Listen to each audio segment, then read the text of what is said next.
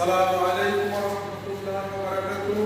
আমি ওযু করতে এসে আমার মনে পড়লো যে আমরা যে ওযু করার সময় যে কি বলে আমরা ওযু করব, এই জিনিসটা আমাদের সকলের জানা দরকার আছে।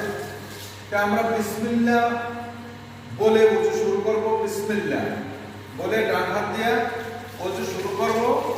এরপরে যখন আমাদের ওযু শেষ হয়ে যাবে তখন শাহাদাত আঙ্গুলি উঁচু করে আমরা বলবো আশহাদু আল্লা ইলাহা ইল্লাল্লাহু ওয়াহদাহু লা শারীকা লাহু ওয়া আশহাদু আন্না মুহাম্মাদান আবদুহু ওয়া রাসূলুহু।